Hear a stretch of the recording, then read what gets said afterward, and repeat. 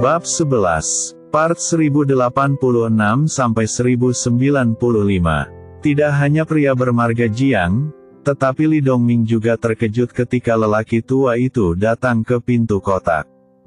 Dia tidak lagi sombong seperti sebelumnya, dan dia langsung menyapanya. "Direktur Liu, kenapa kamu ada di sini?" Ketika dia mengatakan ini, dia tidak lupa memberi isyarat kepada kakaknya dengan matanya. Dia hanya meminta pihak lain untuk membantu mengajari seorang anak laki-laki. Mengapa dia memanggil Direktur Liu di sini juga? Kakak laki-laki di jalan memiliki senyum masam di wajahnya. Dia segera bergegas setelah menerima panggilan. Siapa sangka saat dia turun dari bus, dia bertemu dengan Direktur Liu. Dia berkata dengan jujur, "Direktur Liu, saya tidak menyalahkannya, saya hanya berjalan bersamanya. Saat ini, apa lagi yang bisa dia katakan?" Dia tidak bertanya apa-apa, hanya berjalan bersamanya saat ini. Apa yang bisa dia katakan? Direktur Liu tidak lain adalah Liu Mingyu dari Bank Mingyu.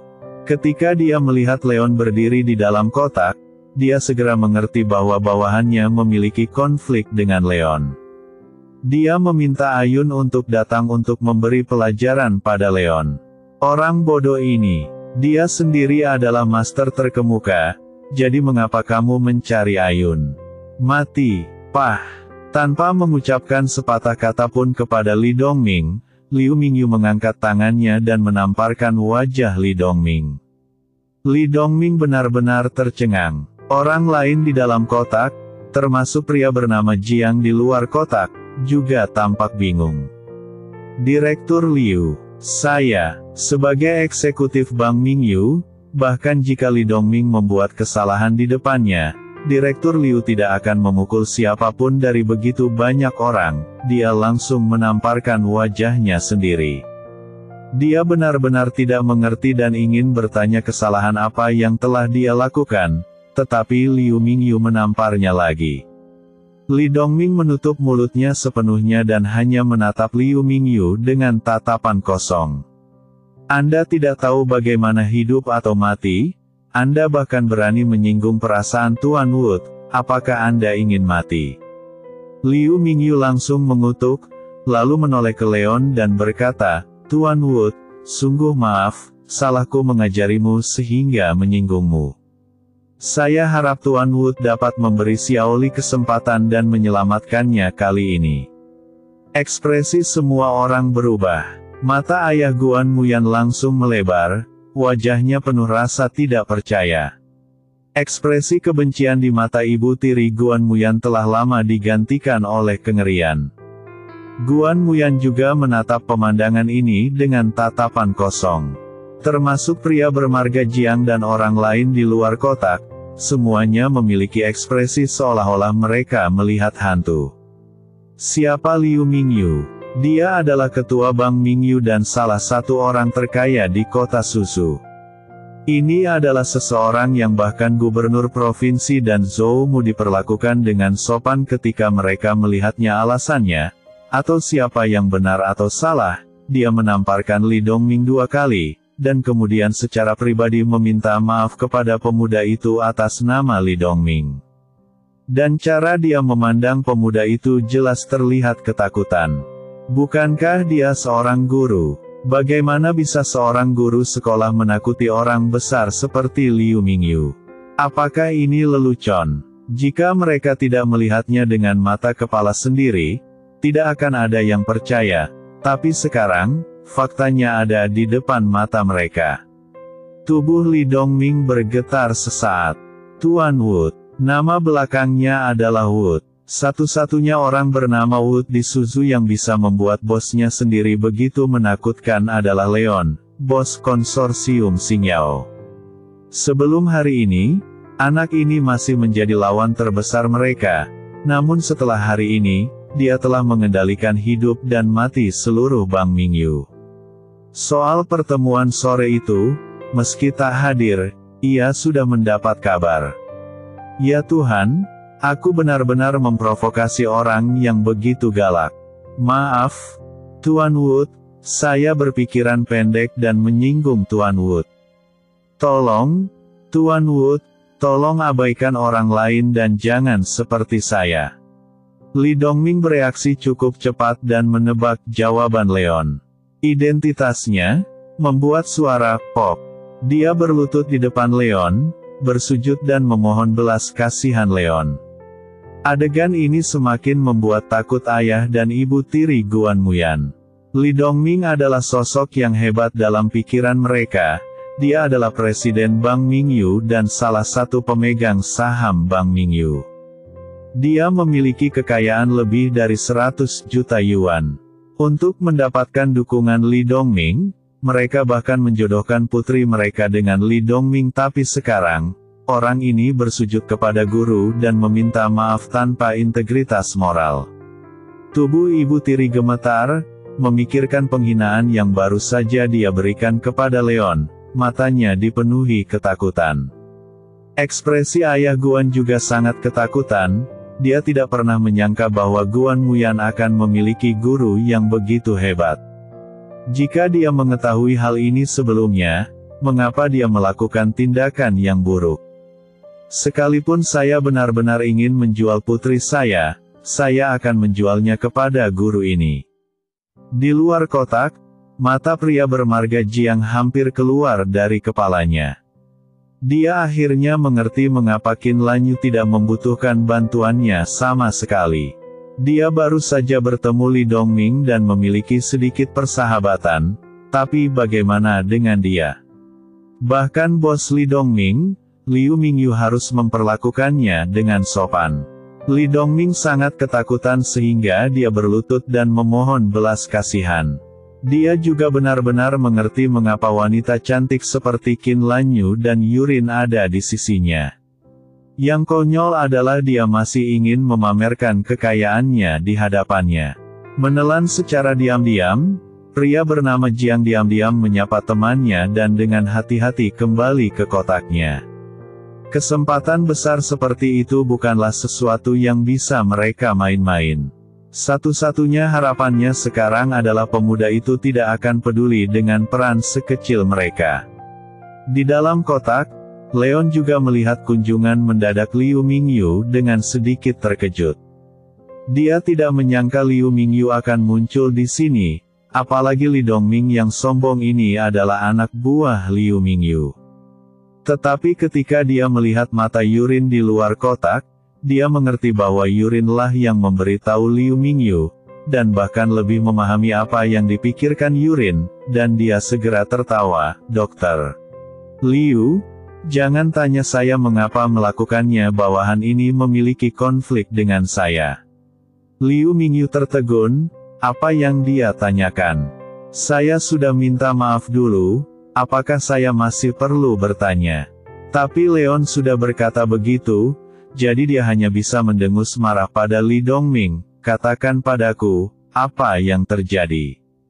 Li Dongming tidak berani menyembunyikannya, jadi dia segera mengungkapkan kesepakatan antara dirinya dan ayah Guan Muyan, Guan Panjang. Setelah mendengarkan cerita Li Dongming, Liu Mingyu sangat marah hingga paru-parunya hampir meledak. Ini bukan karena Li Dongming merampok publik untuk keuntungan pribadi. Jumlah investasi sebesar 10 juta tidak berarti apa-apa bagi Bank Mingyu. Dengan otoritas Li Dongming, investasi semacam itu bahkan tidak memerlukan tanda tangannya seorang gadis benar-benar merampok masyarakat demi keuntungannya sendiri. Jika dia berani berinvestasi, dia pasti menyukai potensi proyek ini. Namun pertanyaannya, Anda bahkan tidak akan melepaskan seorang gadis remaja. Apakah Anda masih manusia? Hal yang paling dibenci adalah gadis kecil ini masih murid Leon. Bahkan jika aku ingin menekannya, aku tidak bisa menekannya sama sekali. Dia sudah mengerti bahwa jika dia tidak menunjukkan ketulusan yang paling dalam masalah ini, Leon tidak akan pernah melepaskannya. Berita bahwa Li Dongming merampok publik untuk keuntungan pribadi dan menajiskan gadis itu sudah cukup untuk membuat Bank Mingyu berada dalam keadaan tidak baik. Kehancuran abadi. Bagaimanapun, dia tapi tokoh terkemuka di Bang Mingyu. Liu Mingyu pergi, dengan penuh amarah, dan pergi bersamanya, Li Dongming yang menyedihkan. Orang tua Guan Muyan juga pergi dengan putus asa setelah menerima pelajaran ini. Guan Muyan adalah satu-satunya yang tersisa di dalam kotak. Melihat pria aneh namun familiar di depannya, Guan Muyan tidak pernah menyangka bahwa Guru Wood akan memiliki identitas yang begitu mengagumkan. Terima kasih, Guru Wood. Tanpa rasa ketidakpuasan di hatinya, Guan Muyan membungkuk kepada Leon dari lubuk hatinya. Inilah yang harus dilakukan guru. Apakah siswa lainnya baik-baik saja? Yah, semuanya baik-baik saja, tapi semua orang sangat merindukan gurunya. Kapan guru akan datang ke sekolah untuk menemui kita? Guan Muyan juga mengerti bahwa dengan identitas Leon, ada kemungkinan besar dia tidak akan kembali ke sekolah mengajar, jadi dia hanya bertanya kapan dia akan kembali ke sekolah untuk menemui mereka. Saat periode waktu ini selesai, aku akan kembali menemui semua orang. Leon tersenyum lembut. Semua orang akan sangat senang, Guru Wood. Kalau begitu saya tidak akan mengganggu Guru Wood. Saya akan kembali dulu.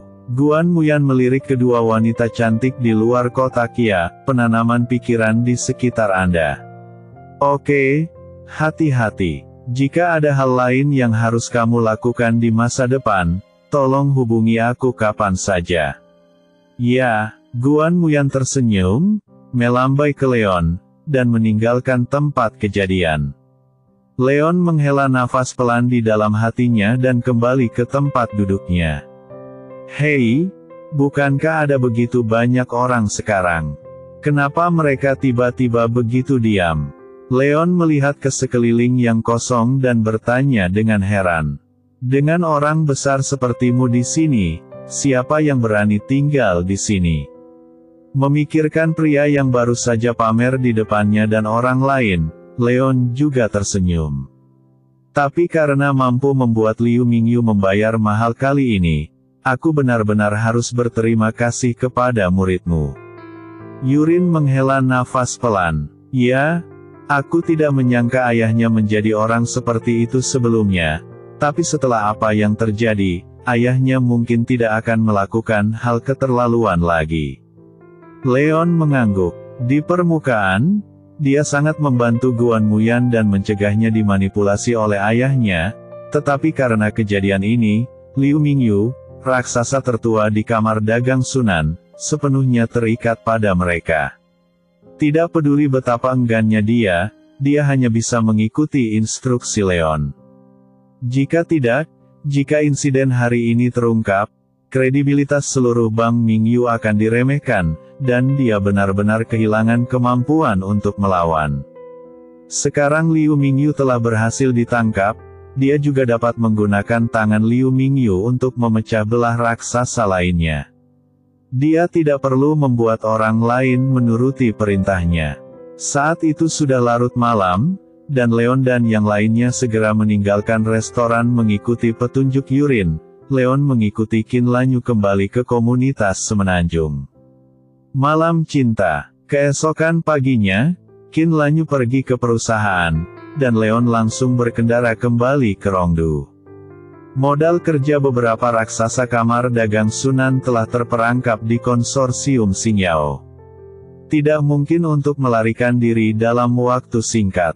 Sekutu Leon sudah mulai menyusup ke industri raksasa tersebut, ditambah dengan rahasia Liu Mingyu. Leon percaya bahwa Sister Yurin dan Qin Lanyu cukup mampu mengendalikan situasi secara keseluruhan. Saat Leon kembali ke kediaman Wood, hari sudah malam. Orang tua itu tahu bahwa Leon akan kembali, jadi dia memerintahkan para pelayan untuk menyiapkan meja makanan lezat di pagi hari. Leon melihat putrinya Mengdan, dan kemudian duduk di meja untuk makan bersama lelaki tua itu. Apakah ada berita tentang mereka? Wood Changqing tidak bertanya tentang konsorsium Leon. Jelas sekali, dia sudah mengetahui tentang ibu dan anak dari Sister Yurin. Belum. Leon merasa sangat tertekan. Orang tua itu tidak bertanya lagi, dan dia tidak bermaksud menyalahkan Leon. Dia hanya menghela nafas panjang. Kakek, jangan khawatir. Aku punya Ahu di sini. Xiao Sixiu seharusnya baik-baik saja. Aku telah mengirim pasukan pencarian tambahan, dan akan segera ada kabar. Leon tidak tahu bahwa dia sedang menghibur kakeknya, menghibur diriku sendiri, bergumam pelan. Yah, kapan kamu berencana mengirim Meng Dan kembali?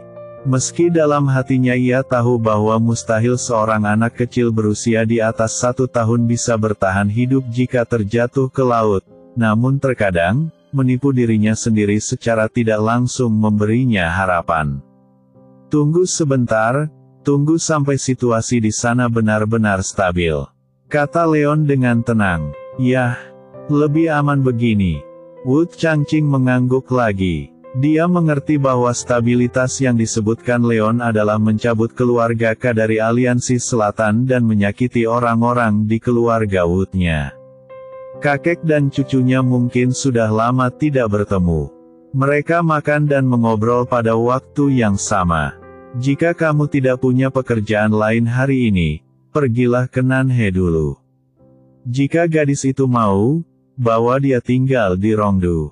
Setelah makan malam, ketika Wu Changqing hendak kembali ke rumah untuk beristirahat, dia tiba-tiba berkata untuk Leon satu kalimat. Leon tercengang. Tentu saja dia mengerti bahwa gadis yang dibicarakan Wu Changqing adalah Su Yanru. Kakek tidak ingin terlibat dalam kehidupan cintamu, tapi kakek berharap kamu tidak mengecewakan mereka. Saya mengerti, kakek. Saya akan pergi besok. Leon berkata dengan lembut. Ya, Wu Changqing mengangguk, dan berjalan pergi perlahan dengan langkah lama, hanya menyisakan Leon sendirian, merenungkan apa yang dikatakan kakeknya. Keesokan paginya, Leon meninggalkan Woods Manor pagi-pagi sekali dan bergegas menuju kota Nanhe. Tetapi ketika dia bergegas ke Country Garden Community dengan tergesa-gesa, dia menemukan bahwa tidak ada seorang pun di rumah itu. Leon tidak terlalu memikirkannya dan hanya mengira Su Yanru dan Wu Xiaoshu yang pergi bersama. Ingin mengejutkan Su Yanru, dia bahkan tidak menelepon pihak lain. Dia melihat ke langit dan melihat bahwa sudah hampir waktunya makan malam, jadi dia mulai menyiapkan makan malam sendiri. Setelah dia menyiapkan makan malam mewah, Su Yanru dan yang lainnya masih belum kembali. Leon mengerutkan kening. Apakah dia pergi ke rumah orang tuanya? Mengeluarkan ponselnya, Leon menghubungi nomor Su Yanru. Bip. Telepon tersambung, tetapi tidak ada yang menjawab telepon. Tepat ketika Leon hendak menutup telepon dan menelepon Wu Xiaoshu lagi, panggilan itu akhirnya tersambung. Yanru, kamu di mana? Coba tebak. Suara laki-laki yang dalam terdengar dari telepon, dan kelopak mata Leon bergerak-gerak liar. Siapa kamu? Tebak. Dua kata ini muncul lagi.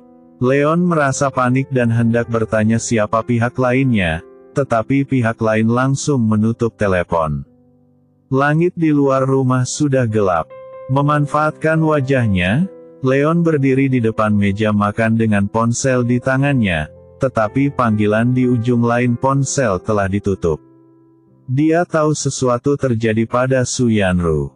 Yang membuatnya bingung adalah Su Yanru dilindungi oleh penguasa alam ketujuh seperti Jiang Liuying, jadi siapa yang bisa membawanya pergi secara diam-diam? Leon menekan kekhawatiran di hatinya dan menghubungi nomor telepon Su Sanyin. Tuan Muda Wood. Begitu panggilan tersambung, suara terkejut Su Sanyin datang dari ujung sana, seolah dia tidak menyangka Leon akan meneleponnya. Bantu aku memeriksa lokasi ponsel Yanru. Sesuatu mungkin telah terjadi padanya.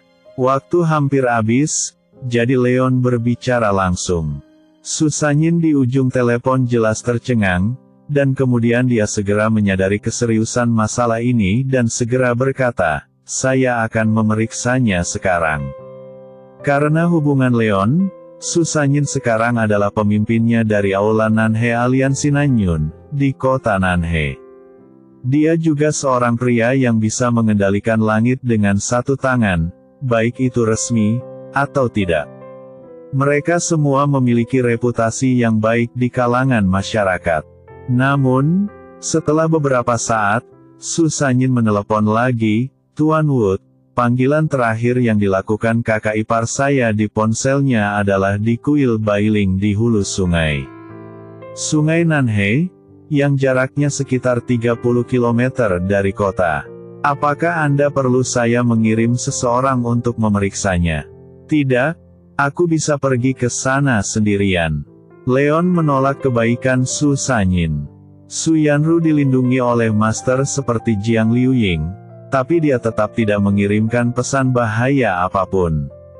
Ini cukup untuk menunjukkan bahwa kekuatan lawan jauh lebih unggul dari Jiang Liuying. Sebaliknya, mudah untuk mengingatkan orang lain, jadi lebih baik pergi sendiri. 1 jam kemudian, sosok Leon tiba di pintu masuk kuil Bailing.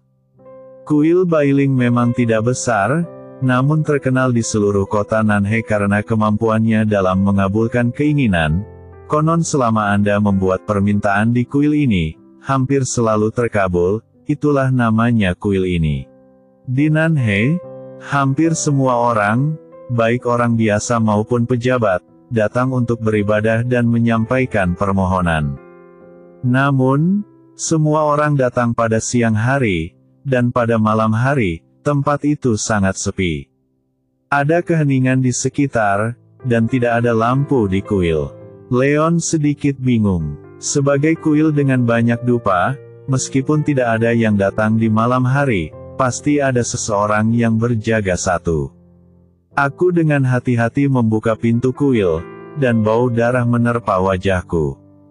Leon kaget. Mungkinkah sesuatu terjadi pada Su Yanru dan yang lainnya? Dia buru-buru masuk ke dalam. Sepanjang jalan sepi, dan tidak ada tanda-tanda perkelahian. Baru setelah Leon melewati aula utama dan sampai ke halaman belakang kuil, dia menemukan bahwa halaman besar itu ada di dalam. Kekacauan. Bunga dan tanaman di halaman belakang sudah lama dirobek-robek oleh Qi Jin. Beberapa patung dan meja batu juga rusak parah. Selain itu, ada beberapa mayat tergeletak di halaman. Leon berlari mendekat dan dengan bantuan cahaya bintang redup, dia menemukan bahwa itu bukan Su Yanru dan yang lainnya. Dilihat dari pakaian mereka, mereka mungkin adalah orang-orang yang tertinggal di kuil. Dilihat dari waktu kematiannya, seharusnya 1 jam yang lalu. Berpikir lagi bahwa BMW Su Yanru diparkir di ruang terbuka di kaki gunung, Leon memiliki tebakan samar di benaknya. Su Yanru seharusnya datang ke sini untuk membuat permintaan hari ini, dan mungkin berencana untuk tinggal di sini, tapi dia diserang kemudian. Jejak pertarungan di tempat kejadian seharusnya ditinggalkan oleh pertarungan antara pihak lain dan Jiang Liuying. Namun pada akhirnya, Jiang Liuying dikalahkan, mereka dibawa pergi oleh pihak lain, dan anggota kuil yang tersisa juga dibungkam oleh pihak lain. Siapa yang berani? Beraninya kamu melakukan pembunuhan di kuil. Mengapa mengambil Su Yanru lagi? Leon mengangkat kepalanya, dengan hati-hati mengamati jejak di sekitarnya, dan akhirnya berjalan keluar dari pintu halaman belakang melalui jejak darah. Di belakang kuil Bailing ada hutan. Leon memeriksanya dengan cermat dan akhirnya menemukan ponsel Su Yanru di rerumputan. Teleponnya rusak, dan orang terakhir yang menjawab telepon mungkin menghancurkannya setelah menutup telepon. Leon melihat ke atas dan melihat ke depan, dan menemukan jejak seseorang berjalan di hutan. Memikirkan tentang jalan yang dia lalui, tidak ada jejak lain.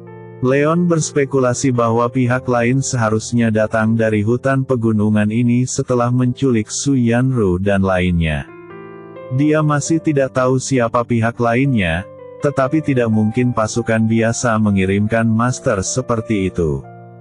Hanya ada beberapa kekuatan dengan master seperti itu di Susu.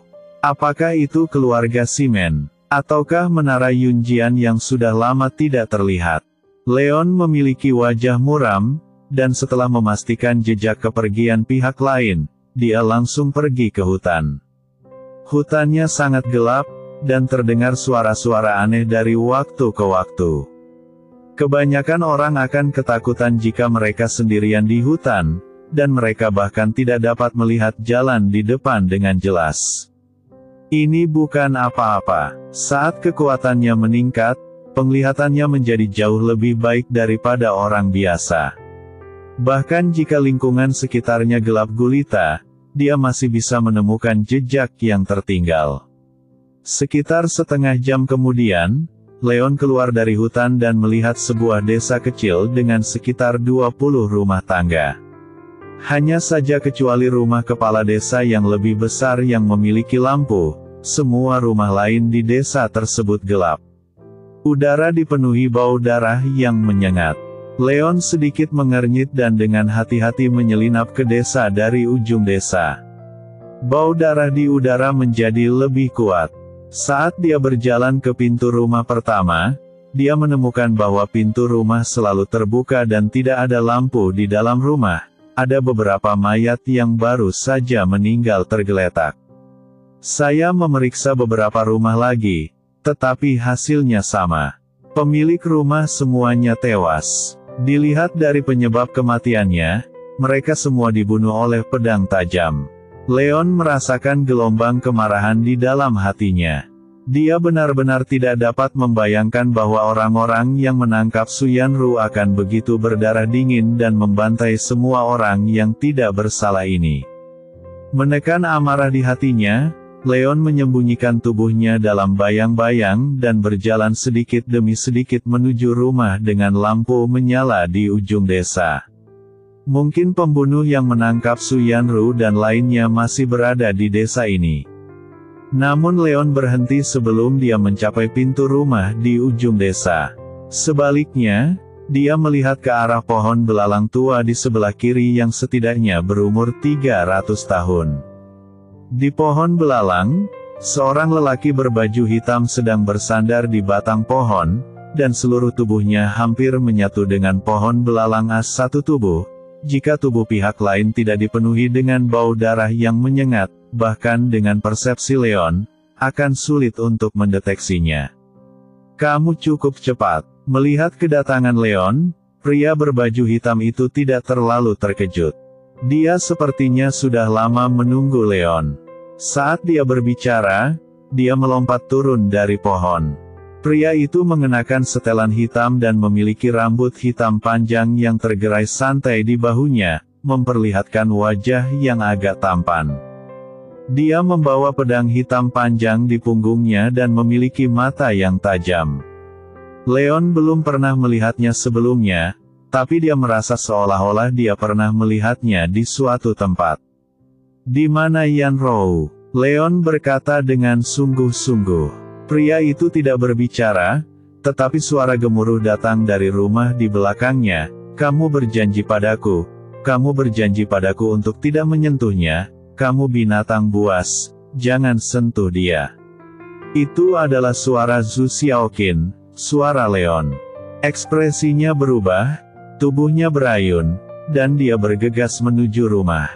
Tapi saat dia melangkah keluar, pria berbaju hitam itu telah meraih gagang pedang di belakang punggungnya, langsung mencabut pedang panjang di punggungnya, dan menebas langsung ke arah Leon. Tidak ada cahaya pedang yang terang, tidak ada energi pedang yang tajam, hanya pedang biasa. Tapi pedang biasa ini menghalangi semua jalan Leon ke depan. Menghadapi pedang yang tampaknya sederhana namun sebenarnya menakutkan ini, Leon harus mundur untuk menghindari pedang itu. Namun pedang panjang di tangan lawan tampak menjadi hidup, seperti ular hitam perak. Pedang yang semula menebas ke bawah langsung berubah menjadi tusukan lurus, menusuk jantung Leon. Dalam sekejap mata, ujung pedangnya telah menembus pakaian Leon di sekitar jantungnya. Murid Leon menyusut untuk beberapa saat. Dia sepertinya tidak menyangka pria itu akan menghunus pedangnya begitu cepat. Hanya dengan beberapa langkah, sosoknya langsung mundur beberapa langkah, tetapi tubuh pria itu tampak tidak berbobot dan hampir menempel padanya. Tubuh itu melayang ke depan, dan pedang besi yang menembus pakaiannya tidak hanya gagal menjauhkan diri, tapi sudah menembus kulitnya. Leon bahkan bisa merasakan ketajaman ujung pedangnya. Dari mana asal orang ini? Bagaimana dia bisa menghunus pedangnya begitu cepat? Melihat tidak ada cara untuk mundur, Leon berhenti menghindar dan membiarkan pedang besi menembus jantungnya. Kekuatan tinju yang keras meledak seperti meteor. Pria berbaju hitam sepertinya tidak menyangka Leon akan membuat pilihan seperti itu, tapi dia masih tidak berniat menyarungkan pedangnya dan terus mengayunkannya. Sepertinya mereka berdua sudah benar-benar melupakan tubuh mereka, tapi saat ini, tubuh mereka sedikit bergeser. Ci, dengan suara, pedang besi hitam pekat itu menembus jantung Leon, hampir menyerempet jantung Leon. Dan pukulan Leon juga mengenai jantung lawan di sebelah kiri. Dengan suara teredam, bang, pria berbaju hitam itu terlempar dengan keras oleh pukulan itu. Ketika dia membuka mulutnya, aliran darah muncrat, dan jantung Leon juga mengeluarkan darah merah cerah. Siapa sangka hidup dan mati hampir muncul dari pertarungan keduanya. Tinju yang sangat mendominasi, melirik ke bagian hatinya yang agak cekung, pria berbaju hitam itu berseru, tapi bukannya membuatnya takut, semua ini membangkitkan semangat juangnya yang kuat. Pedang panjang di tangannya bergetar, dan sosoknya menatap ke arah Leon lagi. Kelopak mata Leon bergerak-gerak, dan dia langsung menggunakan 10.000 naga untuk mengorbankan leluhur tanpa mempedulikan luka di hatinya. Dalam sekejap, beberapa pukulan meledak, seperti puluhan ribu naga raksasa yang mengaum, meluncur ke arah pria berbaju hitam. Pria berbaju hitam itu mengangkat alisnya, mengayunkan pedang panjang di tangannya, mengeluarkan bunga pedang yang indah, lalu menebasnya dengan pedangnya. Energi pedang tajam menyala dari pedangnya, menebas tinju berbentuk naga yang melesat ke arahnya. Dengan satu serangan pedang, beberapa tinju hancur dan hancur. Namun saat dia membuka matanya lagi, sosok Leon telah hilang. Pria itu tiba-tiba mengangkat kepalanya dan melihat sosok Leon sudah berada di atas kepalanya, langsung menginjak kepalanya. Bagus sekali. Pria itu tidak terkejut tetapi sangat gembira, dan menebas ke udara dengan pedang backhandnya. Dengan suara, "Pak!" energi pedang yang tajam langsung memotong sosok Leon menjadi dua, tetapi tidak ada darah yang jatuh. Baru kemudian pria itu menyadari bahwa saat energi pedangnya hendak mengenai lawannya menghadap ke bawah dengan sedikit langkah, dia benar-benar menggunakan energi pedangnya sebagai pijakan untuk melintasi jarak puluhan meter dan muncul di depan pintu sebuah rumah pribadi. Pria berbaju hitam itu tiba-tiba berbalik dan menebas pedangnya lagi. Energi pedang yang menakutkan meledak dan menebas punggung Leon dengan kecepatan penuh. Tapi Leon bahkan tidak melihatnya dan bergegas menuju halaman dengan kecepatan penuh. Tapi saat dia hendak bergegas ke halaman, dua sosok melompat keluar dari bayang-bayang di kedua sisi pada saat yang bersamaan. Mereka masing-masing memegang pedang panjang dan menebas Leon bersama-sama. Energi pedang tajam bersilangan, menghalangi jalan Leon ke depan. Di belakangnya, energi pedang yang lebih kuat telah mengunci sosoknya. Dalam sekejap, Leon berada dalam situasi di mana dia diserang dari kedua sisi. Pada saat kritis ini, Leon masih mengabaikan energi pedang yang datang dari belakang dan terus berlari ke depan. Dia mengulurkan tangan kanannya seperti kilat dan meraih dua energi pedang yang bersilangan. Retak, ada suara, yang jelas merupakan dua energi pedang yang tidak terlihat, tapi itu seperti kaca, dihancurkan oleh Leon. Kedua pria yang menghunus pedang mereka sama-sama menunjukkan ekspresi ngeri, tapi Leon tidak memberi mereka kesempatan untuk bereaksi sama sekali. Dia terus melangkah maju, mengepalkan tinjunya, dan meninju jantung keduanya pada saat yang bersamaan. Keduanya membeku, dan sebelum mereka bisa terbang kembali, Leon meraih bahu mereka dan melemparkannya kembali. Dengan suara "ci", energi pedang dari pria berbaju hitam langsung memotong kedua tubuh tersebut, dan kedua tubuh itu menjadi 4 bagian. Darah dan isi perut berserakan di lantai. Sosok Leon telah mengambil kesempatan ini untuk bergegas ke halaman. Saat dia hendak berjalan menuju pintu rumah, sosok lain melompat turun dari atap. Dibandingkan dengan dua orang tadi, sosok ini lebih tinggi, jauh lebih besar, memegang pedang besi yang berat, tapi dia menebas Leon dengan kecepatan lebih cepat. Dalam persepsi Leon, rasanya seperti ada segunung pedang yang menekannya.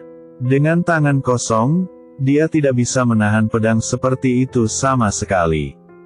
Sepertinya satu-satunya cara adalah menghindari ujungnya untuk sementara. Namun di belakangnya, pria berbaju hitam dengan tingkat kultivasi tertinggi telah bergegas ke pintu. Begitu dia mundur, dia akan dikepung oleh kedua pria itu lagi. Tanpa ragu-ragu, Leon berbalik sedikit ke satu sisi, mengulurkan kedua tangannya, dan meraih pedang besi yang berat itu.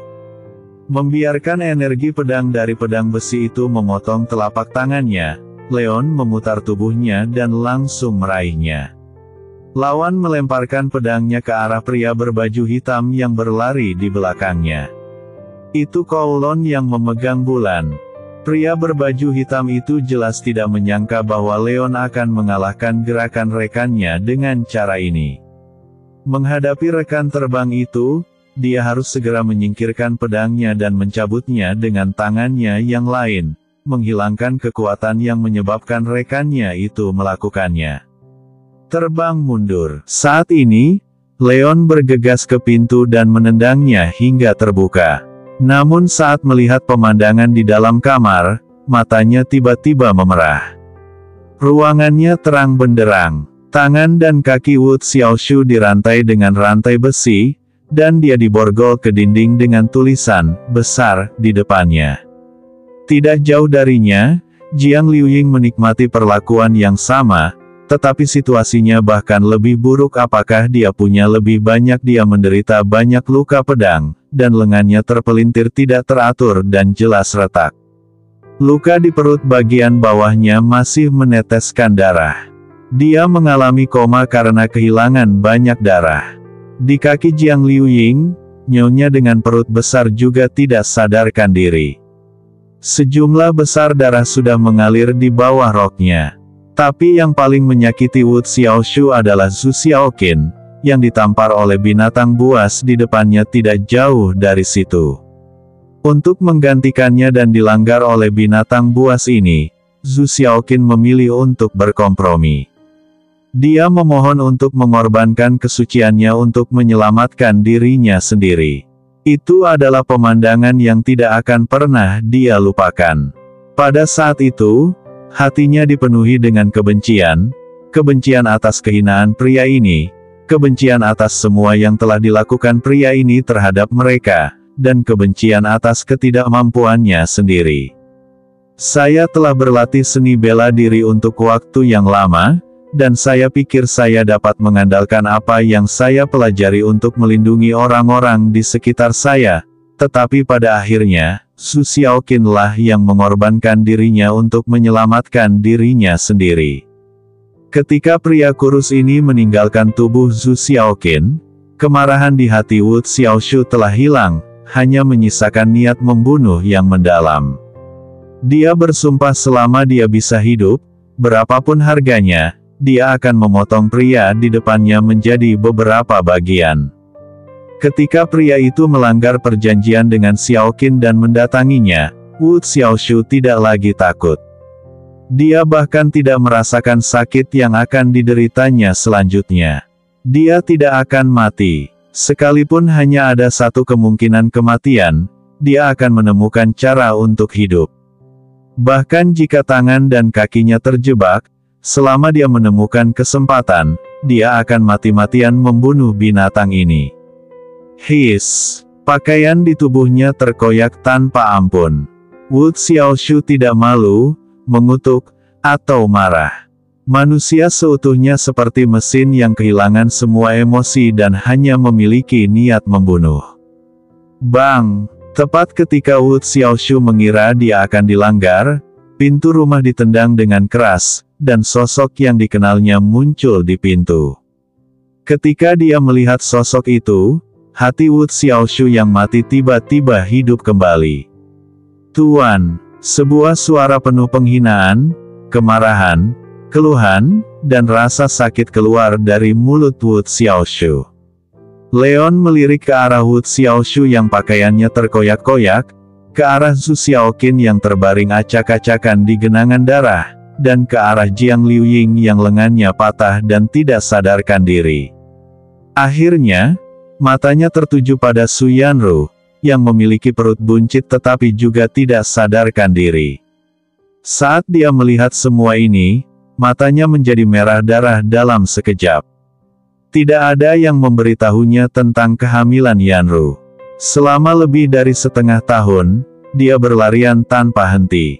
Tapi dia tahu bahwa inilah yang dimaksud Su Yanru, dan dia tidak ingin perhatiannya diganggu.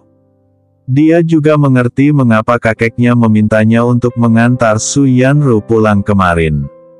Namun siapa sangka pemandangan seperti itu akan terjadi saat dia tiba. Melihat genangan darah di bawah rok Su Yanru, itu pasti penyebab infeksi pada janin. Dia dan Su Yanru telah kehilangan seorang anak lebih dari setahun yang lalu, apakah mereka akan kehilangan anak lagi sekarang? Kemarahan yang tak terbatas membara di hati Leon. Melihat Zhu Xiaoqin dengan pakaian compang camping, wajahnya bengkak, dan penampilan Wu Xiaoshu saat ini, dia tahu apa yang baru saja terjadi tanpa memikirkannya.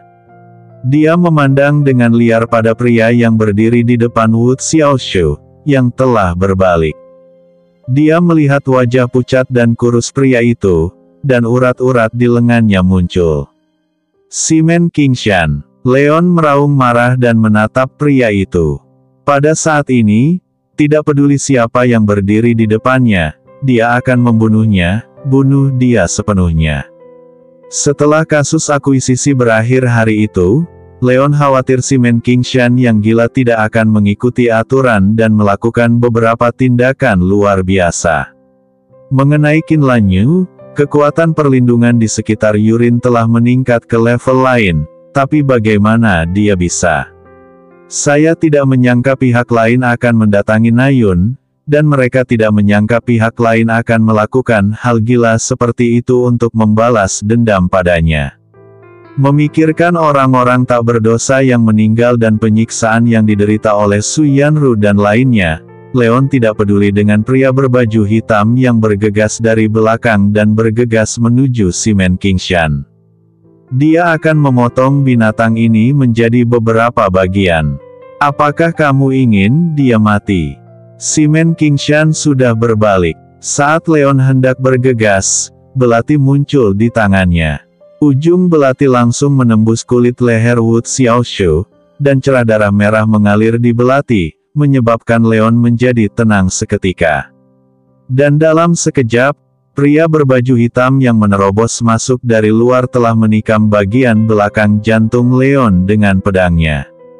Leon secara naluriah mengayunkan tubuhnya untuk menghindari titik vital, tapi bahu belakangnya masih tertusuk ujung pedang, menyebabkan darah mengalir keluar. Tuan, tinggalkan aku sendiri, bunuh mereka. Wu Xiaoshu meraung dengan marah, dan agar tidak dikendalikan oleh pihak lain, dia menundukkan kepalanya dan memukul belati. Dia ingin hidup sebelumnya untuk menyelamatkan hidupnya dan menemukan kesempatan untuk membunuh Simen Qingshan.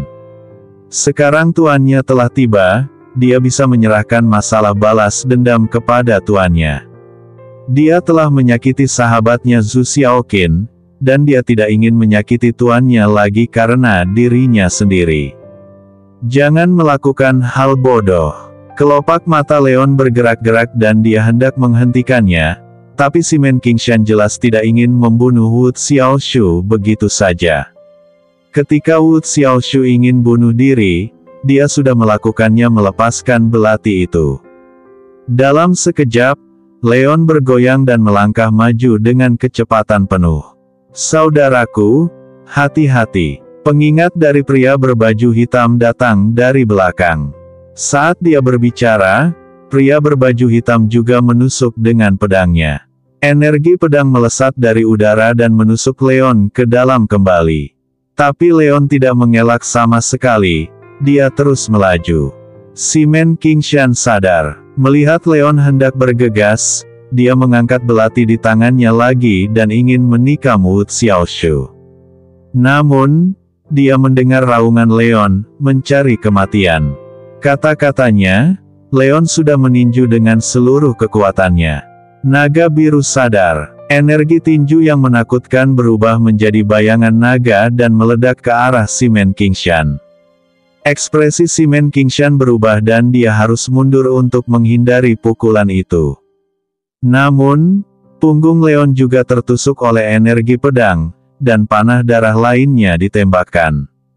Tuan, Wu Xiaoshu merasakan sakit di hatinya. Aku baik-baik saja. Leon bertindak seolah tidak ada yang salah.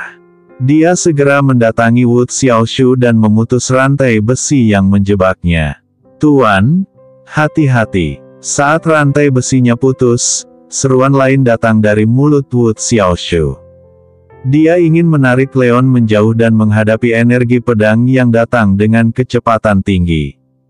Lindungi mereka. Leon mendorong Wu Xiaoshu menjauh, berbalik dan meninju, langsung menghancurkan energi pedang dengan pukulannya. Segera setelah itu, tanpa memberi beberapa orang kesempatan untuk mendekati Wu Xiaoshu dan yang lainnya lagi, mereka bergoyang dan bergegas menuju pria berpakaian hitam di depan. Namanya adalah saudara si Man Qingshan, dan budidayanya begitu kuat sehingga Leon sudah mengenalinya. Si Man Li Feng, jenius paling menonjol dari generasi muda keluarga si Man, makhluk yang telah mencapai budidaya tingkat ke-9. Terlebih lagi, kekuatan tempur yang ditunjukkan si Man Qingfeng barusan jelas bukan 9 alam biasa. Dia bahkan merasa tingkat kultivasi si Man Qingfeng lebih kuat dari sebelum terobosan Dugu Jian di Pulau Kairo. Tapi jadi apa? Si Man Qingshan melakukan hal seperti itu, belum lagi orang puncak 9 tingkat yang berdiri di sini, bahkan seorang master hebat yang berdiri di sini, dia akan membunuhnya dengan seluruh kekuatannya. Energi sebenarnya di dalam tubuh mengalir dengan liar, dan energi sebenarnya di dantian sepertinya mendidih. Nafas yang sangat kuat meledak, dan sebelum orang itu tiba, dia langsung meninju. Kepala naga emas muncul dari tangan Leon dan mengenai si Man Qingfeng dengan kecepatan penuh. Kelopak mata si Man Qingfeng sedikit berkedut. Dia ngeri saat mengetahui bahwa kekuatan pukulan Leon jauh melebihi kekuatannya sekarang. Tapi ini lebih baik. Di Suzhou, dia jarang bertemu lawan sekuat itu. Hanya orang seperti itu yang memenuhi syarat untuk mati di bawah pedangnya sendiri. Si Man Qingfeng memadatkan pedangnya dengan satu tangan, dan energi di tubuhnya benar-benar mendidih pada saat ini. Nafas tajam naik ke langit, dan dia mengangkat tangannya dan menebas kepala naga dengan pedangnya. Boom! Terdengar suara keras, dan kepala naga yang dipadatkan dengan kekuatan tinju dipotong menjadi dua oleh pedang si Man Qingfeng, tapi sosok Leon mendatanginya saat ini, tanpa memberi si Man Qingfeng kesempatan untuk memikirkannya, hanya seperti itu sebuah tusukan bahu menghantam si Man Qingfeng. Dengan suara, bang, si Man Qingfeng terlempar keluar. Melihat ini, si Man Qingshan segera keluar rumah. Leon menggerakkan kakinya dan mengambil langkah maju. Dia ingin menangkap si Man Qingshan, tetapi pria yang melompat dari atap sebelum berhenti di depan pintu lagi, memegang pedang di kedua tangannya, dan menebas dengan pedangnya lagi. Mati, Leon meraung. Dia bahkan tidak melihat energi pedang yang berat dan meninju dengan seluruh kekuatannya. Cahaya seperti tinju lainnya meledak, langsung mengenai energi pedang yang berat itu.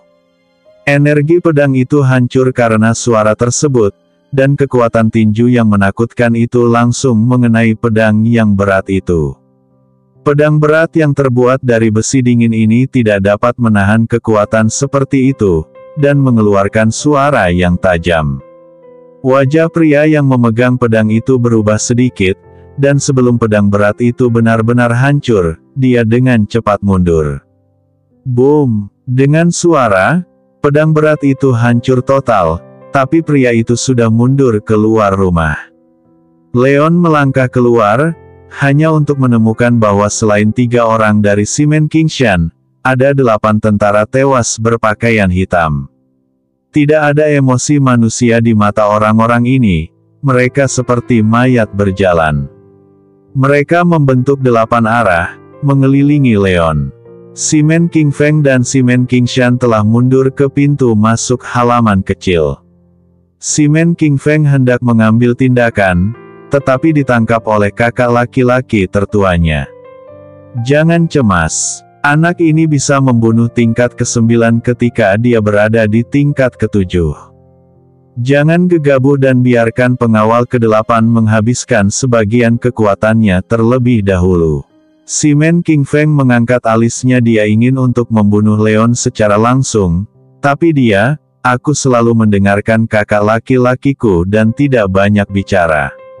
Leon, bagaimana kalau melihat formasi 8 elemen keluarga Simenku? Simon Qingshan menyeringai pada Leon. Saat dia selesai berbicara, 8 pria berbaju hitam yang mengelilingi Leon telah menghunus pedang panjang di punggung mereka pada saat yang sama, menusuk Leon dari 8 arah pada saat yang bersamaan. 8 energi pedang meraung, membentuk jaring pedang, meliputi Leon. Pria yang pedang beratnya dihancurkan oleh Leon mengeluarkan pedang panjang entah dari mana, dan aura di tubuhnya meledak. Dia ternyata adalah master alam bawaan ke-8, dan dia menebas Leon dengan satu pedang. Begitu Leon menerobos jaring pedang, dia akan menanggung pukulan terkuatnya. Dia yakin bahwa dengan bantuan 8 penjaga, dia akan mampu membunuh anak ini tanpa perlu guru Qingfeng mengambil tindakan. Mata Leon menyipit dan dia melihat ke jaring pedang kedap udara, dia meraihnya dengan tangan kanannya, dan pedang panjang yang dipadatkan dengan Zenki muncul di tangannya. Nafas yang sunyi dan mati menyebar dari tubuhnya, tidak sama sekali jaring pedang kedap udara lagi dan tebas dengan satu pedang. Kubur naga itu, bunuh naga itu dengan satu pedang. Retak, dengan suara, menghadap pedang yang tampaknya biasa ini, jaring pedang yang terdiri dari 8 pedang ki terkoyak seketika seperti jaring laba-laba. Pedang ki yang menakutkan itu langsung mengalahkan pedang yang ditebas oleh Master Pedang 9 Alam Tuan bisa pulih, energi pedang telah menembus tubuhnya. Leon menjabat satu tangan, dan pedang Zenki di tangannya hancur seketika, berubah menjadi 8 pedang ki dan melesat keluar. Dengan satu pukulan, ke-9 tuan itu terbunuh. Murid Simon Qingshan menyusut, dan senyuman di wajahnya membeku sesaat. Dia tahu bahwa Leon sangat kuat, dan dia tidak menyangka orang-orang ini benar-benar mampu membunuh Leon. Dia hanya ingin memanfaatkan keunggulan numerik mereka untuk menghabiskan sebagian energi Leon. 9 orang akan terbunuh oleh satu pedang. Sebaliknya, mata Simon Qingfeng tiba-tiba berbinar, dengan energi pedang yang kuat dan niat pedang yang mendominasi. Pedang yang hebat, hanya dengan satu pedang ini, kamu memenuhi syarat untuk menjadi lawanku. Simon Qingfeng tertawa, kekuatan Leon membangkitkan semangat juang terkuatnya. Energi sebenarnya di tubuhnya melonjak dengan gila-gilaan, pedang hitam polos meledak dengan kecemerlangan yang menyilaukan, dan energi pedang yang dipenuhi dengan niat dingin keluar. Saat dia selesai berbicara, Simon Qingfeng maju selangkah dan menebas Leon dengan pedangnya. Dunia sepertinya sedang terhenti saat ini. Hanya cahaya pedang menyilaukan yang tersisa. Melihat kakaknya mengayunkan pedang yang begitu menakjubkan, mata si Men Qingshan pun menunjukkan tatapan berapi-api. Ternyata pemahaman kakaknya tentang pedang sudah mencapai level sedemikian rupa. Menghadapi pedang yang tak terkalahkan ini, bocah ini bahkan jika kamu tidak mati, kamu masih harus mengelupas selapis kulitnya kan? Tapi ketika si Men Qingshan hendak menggunakan Leon untuk menahan serangan diam-diam dengan seluruh kekuatannya, dia melihat Leon melangkah maju dan bergegas menuju energi pedang tajam. Apakah orang ini gila? Ini adalah pemikiran pertama si Men Qingshan. Dia tidak pernah berpikir bahwa menghadapi pedang terkuat saudaranya, anak laki-laki ini akan membuat pilihan seperti itu. Dia bergegas dengan kecepatan penuh dengan tangan kosong. Apakah dia benar-benar mengira dirinya adalah manusia baja? Menghadapi energi pedang yang begitu tajam, bahkan manusia baja pun akan hancur berkeping-keping. Tapi saat energi pedang hendak menyerang Leon, Leon tiba-tiba mengulurkan tangan kanannya dan mengarahkan jarinya ke energi pedang yang menakutkan itu. Energi pedang yang seharusnya tidak bisa dihancurkan sepertinya tiba-tiba membeku, dan kemudian dengan cepat menghilang dengan kecepatan yang terlihat dengan mata telanjang, seolah-olah tidak pernah muncul. Si Men Qingshan membuka matanya lebar-lebar, dengan ekspresi tidak percaya di wajahnya. Bahkan si Men Qingfeng melihat pemandangan ini dengan tercengang. Hanya dengan satu jari, dia mengalahkan pedang terkuatnya. Dia berada di puncak 9 alam, dan hanya selangkah lagi dari alam Grandmaster. Bagaimana anak ini bisa menyelesaikan pedangnya dengan mudah? Sebelum si Men Qingfeng pulih dari keterkejutannya, Leon sudah tiba di depannya. Jari itu langsung menyentuh ujung pedang besinya. Si Men Qingfeng merasa ngeri, dan sosoknya dengan cepat mundur. Tapi bagaimana Leon bisa memberinya kesempatan untuk keluar dari pertempuran? Jari pedang besi patah terus mengarah ke depan, dan energi pedang melesat dari udara dan langsung menembus jantung si Men Qingfeng. Sosok si Men Qingfeng yang mundur tiba-tiba membeku. Dia menundukkan kepalanya perlahan dan melihat luka di dadanya. Matanya dipenuhi dengan ketakutan. Dia tidak pernah berpikir bahwa Leon, yang setara dengannya sekarang, akan menjadi begitu kuat. Pedang macam apa ini? Si Men Qingfeng mengangkat kepalanya dengan susah payah dan menatap Leon. Kamu tidak pantas mengetahuinya. Leon bahkan tidak melihat ke arah si Men Qingshan, dan bergegas menuju si Men Qingshan yang segera melarikan diri ketika dia melihat situasinya tidak baik.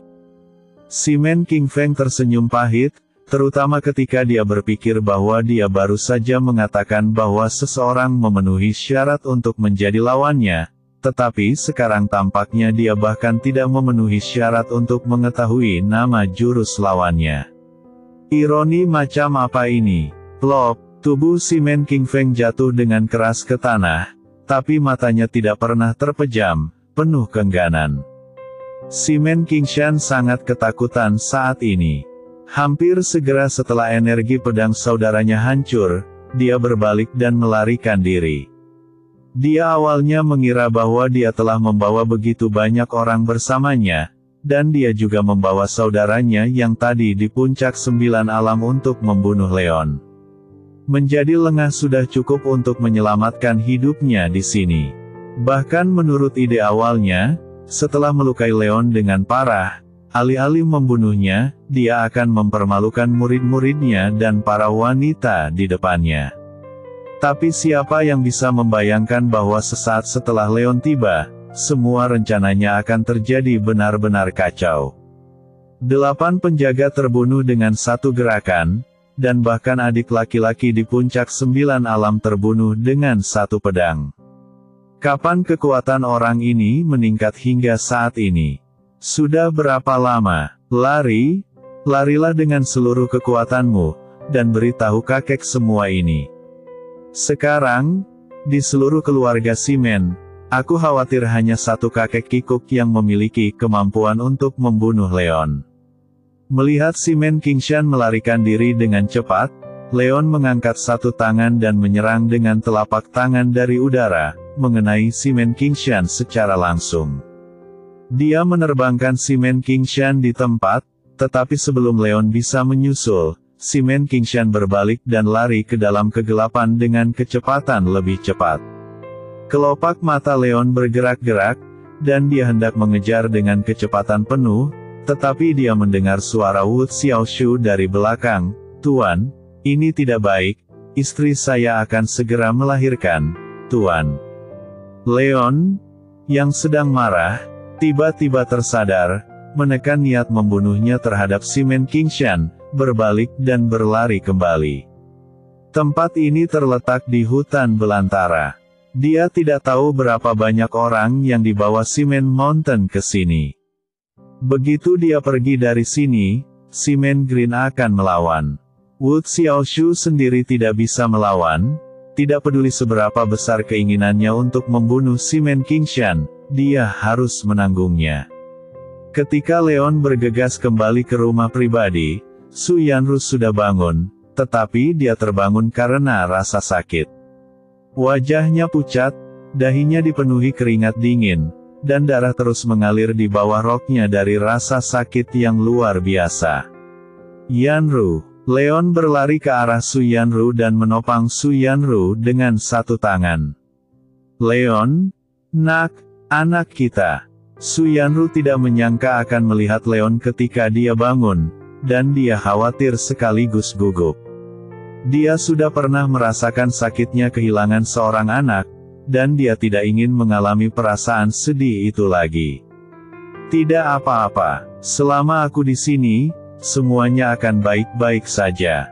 Leon menghibur Su Yanru yang menangis, sementara dia mulai memeriksa kondisi Su Yanru dan menemukan bahwa kondisi Su Yanru sangat berbahaya.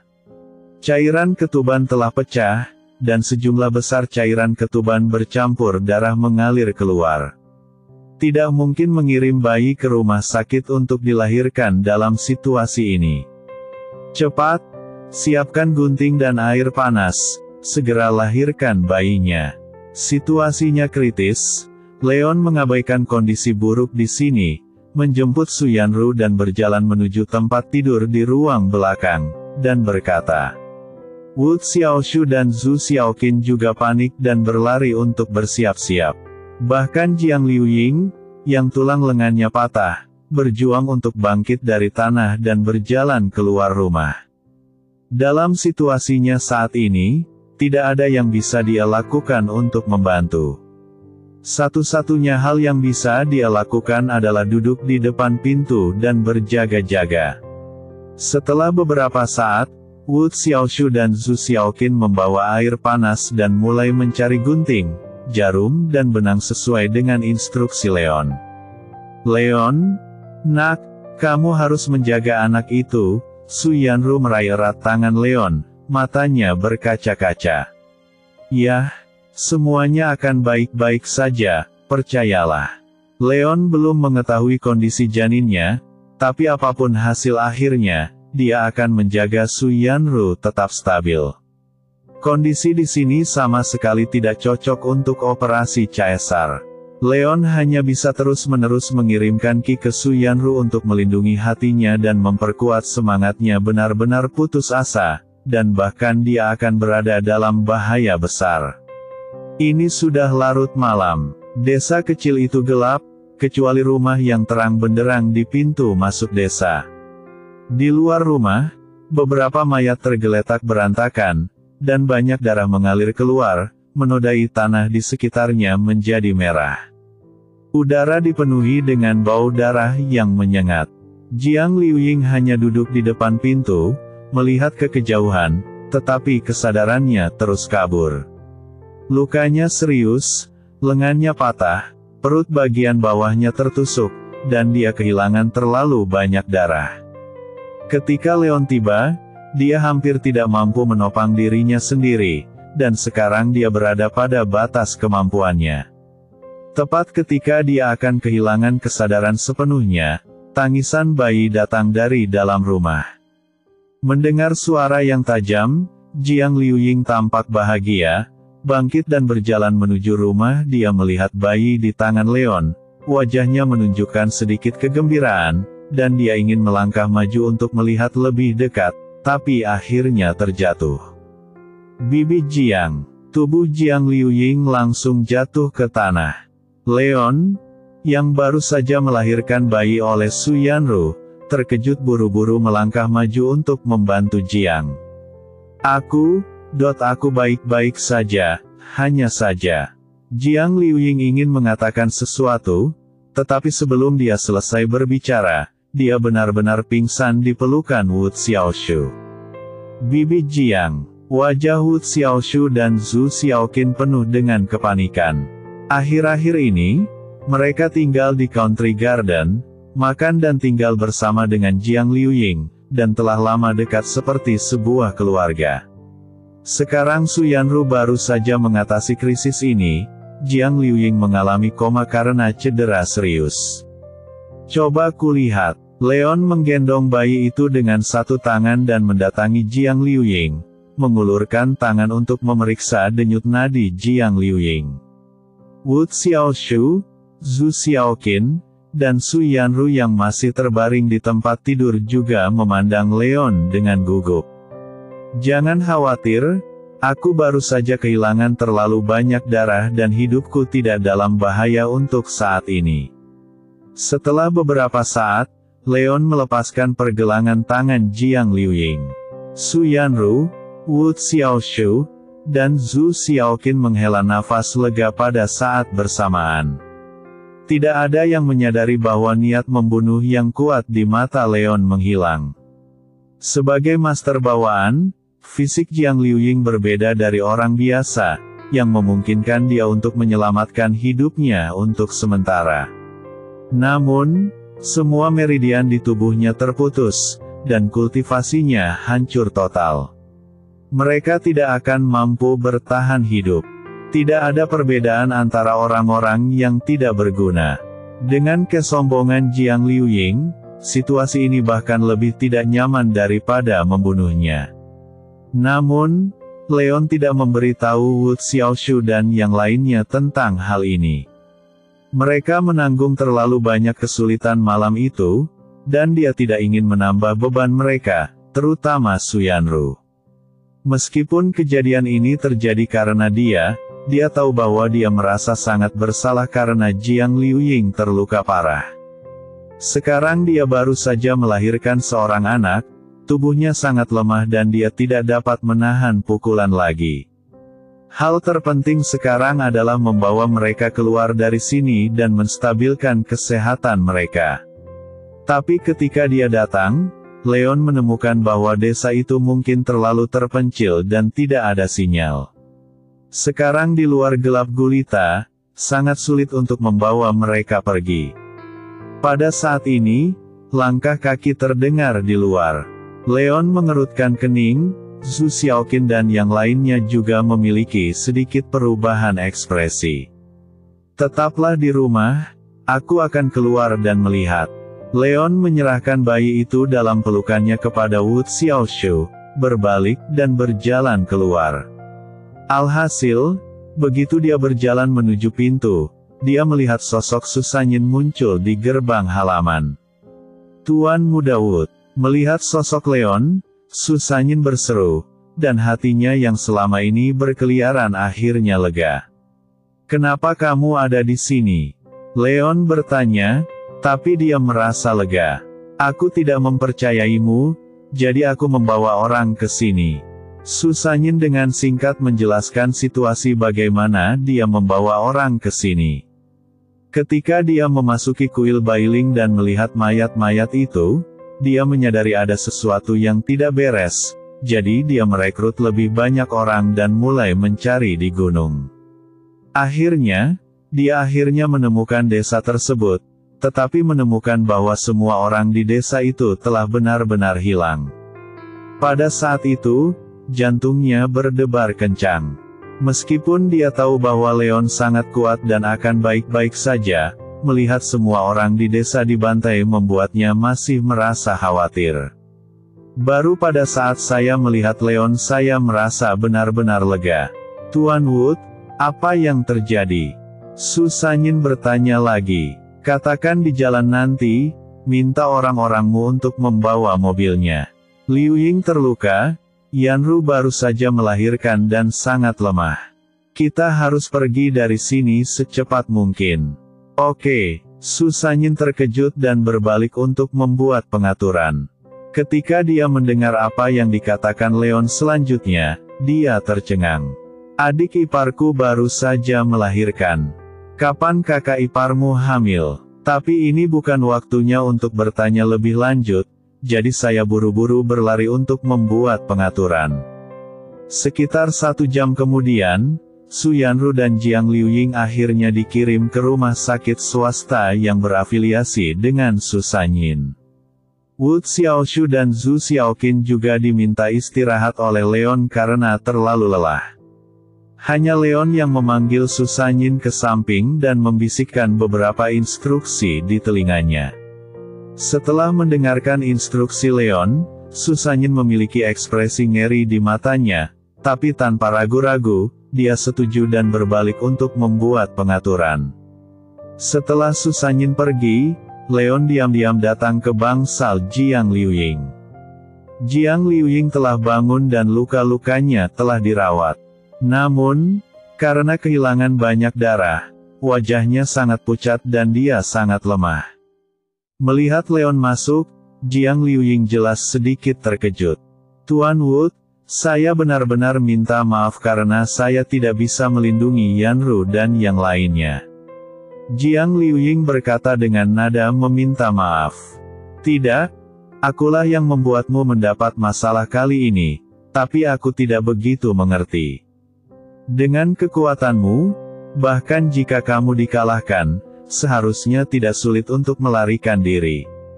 Mengapa kamu bersikeras untuk tetap tinggal? Xiu menyeret kursi dan duduk di atasnya. Dia berdiri di samping Jiang Liuying dan berkata, Jiang Liuying diperintahkan untuk melindungi Su Yanru karena kekuatannya sendiri. Berdasarkan pemahamannya tentang Jiang Liuying, jika dia benar-benar bertemu dengan seseorang yang jauh lebih kuat darinya, dia tidak akan melindungi Su Yanru sampai mati dalam keadaan normal sepanjang hidupnya. Saya tidak tahu. Mungkin hubungan jangka panjang yang membuat saya merasakan kehangatan keluarga. Jiang Liuying menghela nafas pelan. Pada awalnya, dia memang dipaksa oleh tekanan Leon untuk tetap berada di sisi Su Yanru, tapi setelah menghabiskan lebih dari setengah tahun bersama, dia dan Su Yanru telah menjadi seperti saudara kandung. Padahal usia sebenarnya jauh lebih tua dari Su Yanru. Leon tertegun sejenak, jelas tidak mengharapkan jawaban seperti itu.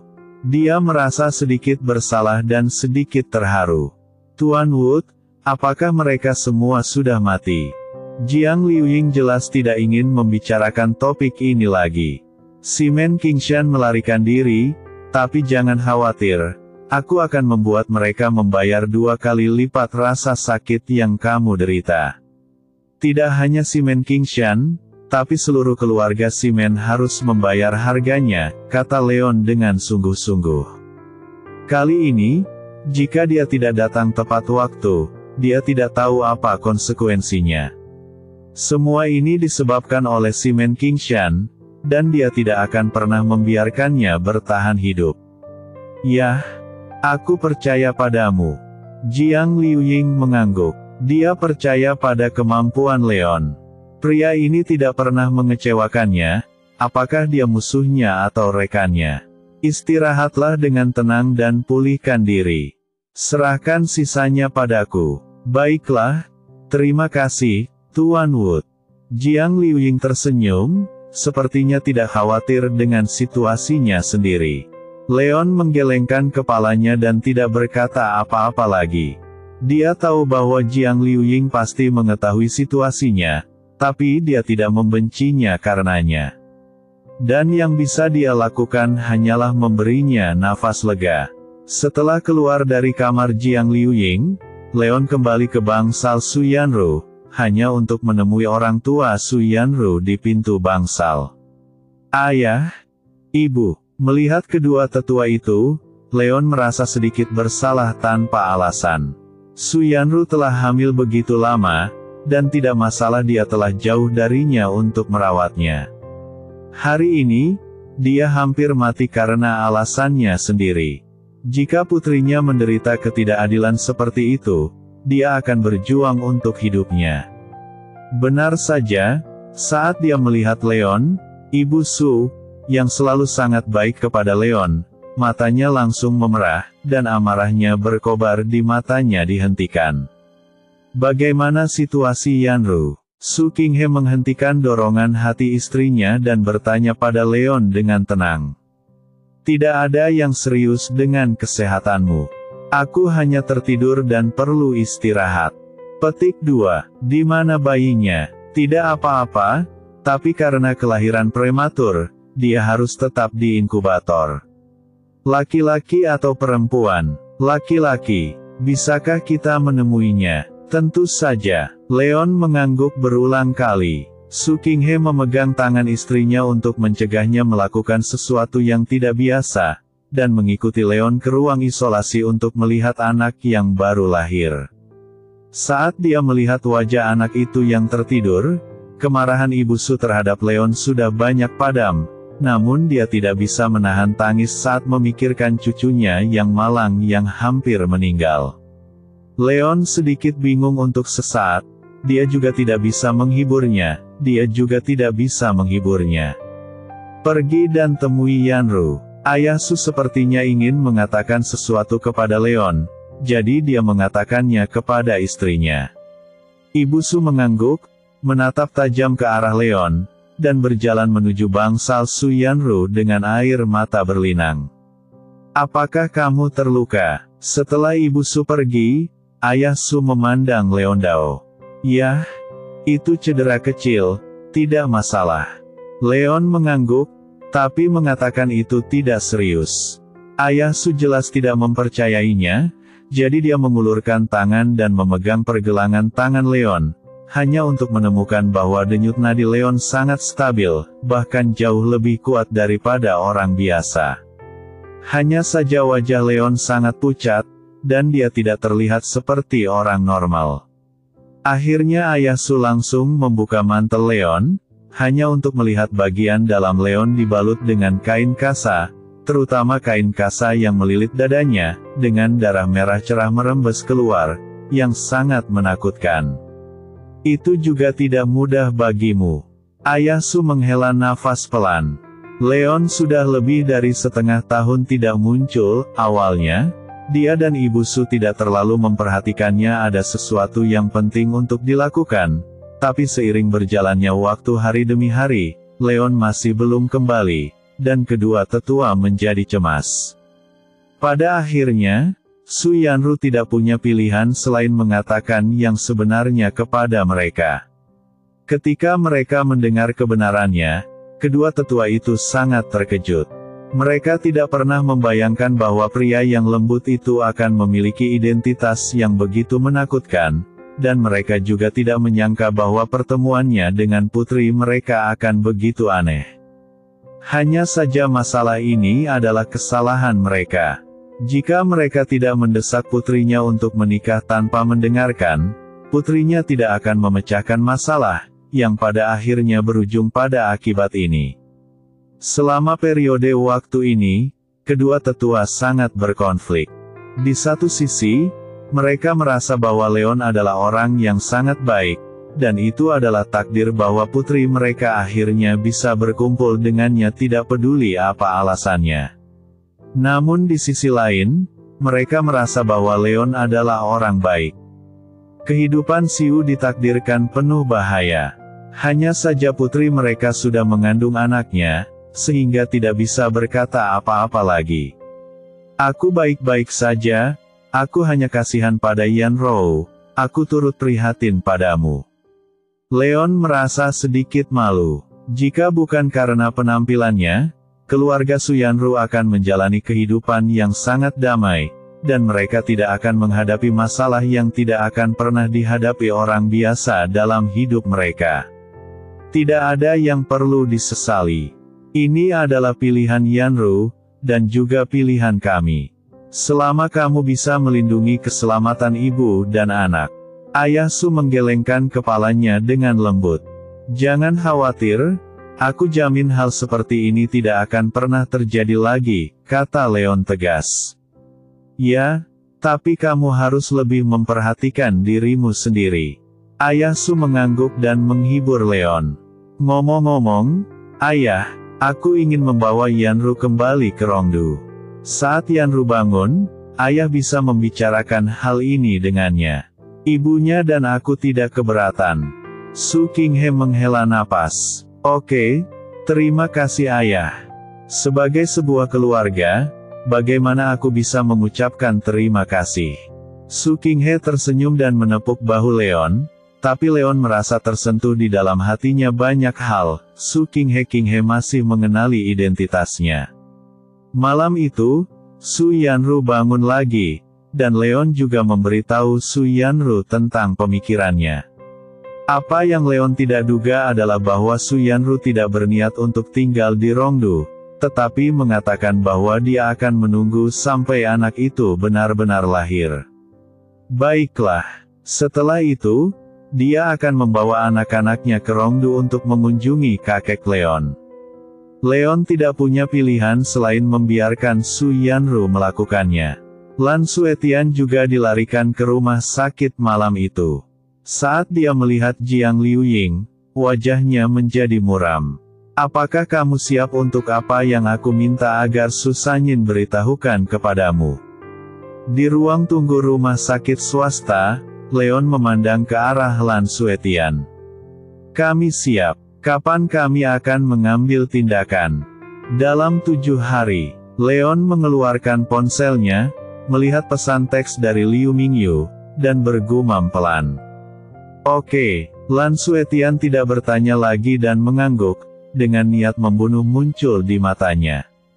1 paviliun, 3 lantai, dan 4 keluarga bangsawan. Ini dulunya adalah kekuatan seni bela diri terbaik di Suzu.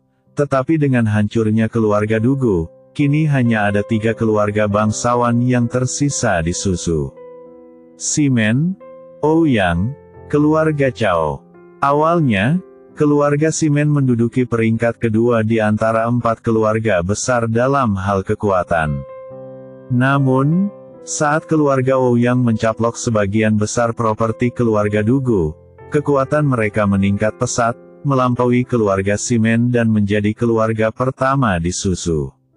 Ini merupakan pukulan besar bagi keluarga Simen.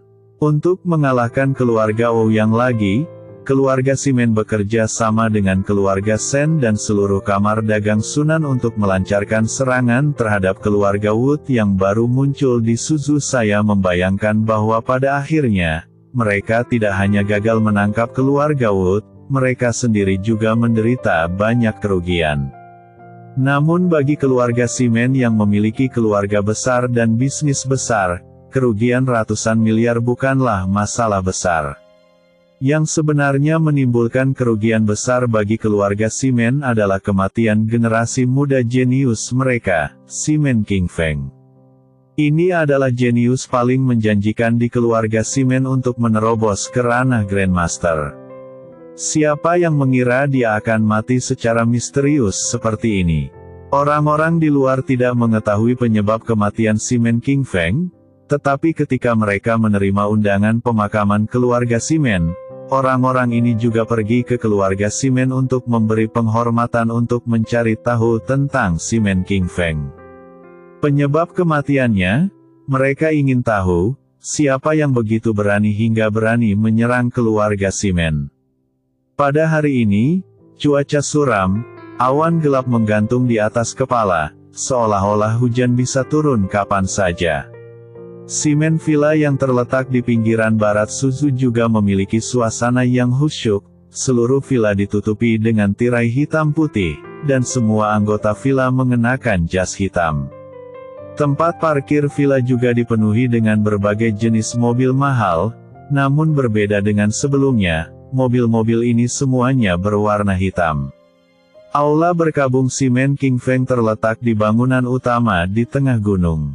Di aula berkabung, Simen King Shan berlutut di samping patung Simen King Feng, dan beberapa pria seusianya berlutut di belakangnya, bergabung dengannya dalam mengembalikan hadiah kepada setiap tamu yang datang untuk memberi penghormatan. Faktanya, ada banyak keturunan generasi ketiga dari keluarga Simen, tetapi kebanyakan orang tidak memenuhi syarat untuk berlutut di sini. Ibu Simen King Shan, Jiang Liu Yun, sedang duduk di bangku di dekatnya, terus-menerus menangis. Beberapa anggota perempuan keluarga Simen menjauh dan menghiburnya. Ayah Simen King Shan, Simen Zanfeng, kepala keluarga Simen, berada di ruang tunggu di sisi lain untuk menerima tamu setelah memberi penghormatan. Selain itu, Simen Zanfeng, kakek dari Simen King Shan, Dinghai Shenzhen dari keluarga Simen, juga duduk di kursi utama di ruang tunggu dengan ekspresi sedih. Ketika para tamu memberi penghormatan kepada Simen King Feng dan datang ke sini untuk melihat pria paruh baya ini, banyak dari mereka yang tampak ngeri. Pemakaman keluarga Simen sangat megah, dan pasukan top termasuk Sushan Jiange menerima undangan. Namun, almarhum hanyalah junior dari keluarga Simen, dan orang-orang yang dikirim oleh pasukan top ini juga merupakan tokoh luar biasa dari generasi muda, seperti Murong Sue dari Sushan Jiange, Liu Xianer dari Menara Yanyu, Ouyang Qingtian dari keluarga Ouyang, Cao Xiong dari keluarga Cao Del. Tak satu pun dari mereka mengira bahwa orang yang datang dari Menara Yunjian akan menjadi pemilik gedung tersebut, Yun Fei yang diri. Ini adalah kesuksesan besar di tingkat sekte. Dia benar-benar datang untuk menghadiri pemakaman seorang junior dari keluarga Simen secara langsung. Mungkinkah hubungan antara keluarga Simen dan Yunjian Lou menjadi begitu baik? Ketika Liu Mingyu memasuki ruang tunggu dan melihat pemandangan ini, hatinya tenggelam. Karena Li Dongming, dia hanya bisa memilih untuk berdiri bersama Leon terlepas dari apakah dia mau atau tidak. Dia bahkan memberitahu Leon kabar bahwa keluarga Simen akan mengadakan pemakaman hari ini. Dan dia juga mengetahui penyebab kematian Simen King Feng. Dia dibunuh oleh Leon. Sudah ada perseteruan yang tak ada habisnya antara keluarga Simen dan Leon. Awalnya aku mengira Leon bisa membunuh Simen King Feng bahkan ketika keluarga Simen menyandera keluarganya. Kekuatan Leon pasti melebihi kekuatan keluarga Simen, dan dia sangat gembira atas pilihan yang dipaksakannya. Namun kini, kemunculan Yun Fei yang secara langsung di sini jelas bukan hanya untuk menghadiri pemakaman. Kemungkinan besar Simen Zanfeng secara pribadi mengundangnya untuk datang dan duduk. Apakah keluarga Simen sudah mengetahui sesuatu? Atau apakah mereka ingin mengambil tindakan terhadap Leon? Liu tua, kenapa kamu linglung? Tepat ketika Liu Mingyu gelisah, seseorang menepuk bahunya dengan keras. Liu Mingyu terkejut. Ketika dia melihat ke belakang, dia menemukan bahwa itu adalah Li Wanhua dari Vanke Group. Tidak apa-apa. Ada banyak orang di sini hari ini. Liu Mingyu menekan kegelisahan di hatinya dan mengatakan sesuatu dengan santai. Ya, aku tidak menyangka keluarga Simen akan mengundang begitu banyak nama besar, dan bahkan Tuan Lian Yun akan datang langsung ke sini. Li Wanhua menghela nafas pelan. Ada sesuatu yang luar biasa di matanya. Faktanya, adalah hal yang normal untuk memikirkannya. Tidak peduli seberapa kuat Simen King Feng, dia hanyalah junior dari keluarga Simen. Selain itu, ini bukanlah acara yang membahagiakan, tapi pemakaman-pemakaman tidak akan mengundang terlalu banyak orang, tetapi Simen namun, keluarga tersebut melakukan yang sebaliknya. Mereka tidak hanya mengundang pasukan top di Susu, mereka juga mengatur pengaturan khusus, seolah-olah mereka takut orang lain tidak akan mengetahui seseorang di dalam dirinya.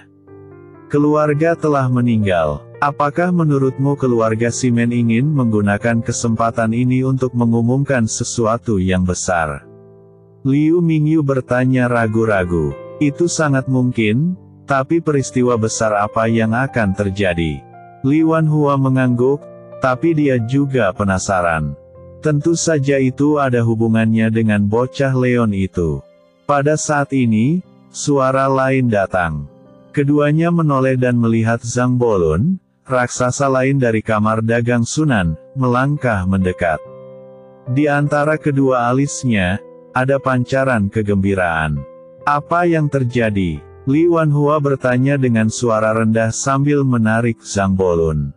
Sejauh yang dia tahu, setelah kamar dagang Sunan gagal mengakuisisi konsorsium bintang cemerlang hari itu, meskipun Zhang Bolun juga memilih untuk tetap tinggal, dia pergi ke rumah Simon malam itu untuk meminta maaf kepada Simon Qingshan. Jika ada orang yang paling mengetahui situasinya, itu adalah dia. Hei, tahukah kamu bagaimana King Feng meninggal? Zhang Bolun bertanya secara misterius. Li Wanhua tidak menerima berita apapun, jadi dia tentu saja tidak mengetahuinya. Liu Mingyu mengetahuinya, tetapi dia menggelengkan kepalanya bersama Li Wanhua saat ini. Itu berarti mati di tangan Leon. Zhang Bolun merendahkan suaranya dan mengungkapkan rahasia yang hanya diketahui sedikit orang ini. Apa? Seru Li Wanhua. Menyadari suaranya agak keras, dia segera menutup mulutnya. Apa yang terjadi? Sebenarnya tidak apa-apa. Tuan Muda Simon telah menderita kerugian yang begitu besar, jadi tentu saja dia tidak akan membiarkannya pergi. Zhang Bolun hanya membisikkan beberapa informasi yang dia ketahui. Itu tidak lebih dari Simon Qingshan yang membawa adik laki-lakinya Simon King Feng untuk mencari masalah bagi Leon, tapi dia dibunuh oleh Leon. Setelah mendengarkan kata-kata Zhang Bolun, Liu Mingyu, yang sudah mengetahui cerita di dalamnya, baik-baik saja, tetapi Li Wanhua sudah terkejut dan tidak bisa menutup mulutnya lebar-lebar. Seseorang sekuat Simon King Feng sebenarnya dibunuh oleh Leon. Anak itu masih sangat muda, dan kekuatan di tangannya sudah begitu kuat. Pantas saja dia berani berkomplot melawan keluarga Simon. Mereka sama sekali tidak khawatir dengan balas dendam keluarga Simon. Tapi anak itu menjalani hari-hari yang menyenangkan. Kali ini keluarga Simon mengundang begitu banyak orang hanya untuk secara terbuka menyatakan perang terhadap keluarga Wood, lanjut Zhang Bolun. Menyatakan perang. Liu Mingyu dan Li Wanhua tercengang lagi. Ya, bertarung sampai mati. Sampai mati. Zhang Bolun tertawa galak. Liu Mingyu dan Li Wanhua menghirup udara dingin secara bersamaan. Kekuatan-kekuatan besar di Suzu telah bertempur tanpa henti demi kepentingan, pertarungan terbuka dan terselubung tidak pernah berhenti. Namun, perjuangan ini berada dalam lingkup aturan, dan tidak ada kekuatan besar yang secara terbuka menyatakan perang terhadap kekuatan lain. Setelah perang diumumkan, aturan asli akan dilanggar sepenuhnya, segala cara akan digunakan, dan mereka tidak akan pernah menyerah sampai pihak lain benar-benar hancur. Situasi seperti ini tidak pernah terjadi di Suzu selama 100 tahun terakhir. Siapa sangka keluarga Simon akan secara terbuka menyatakan perang karena kematian seorang anak laki-laki.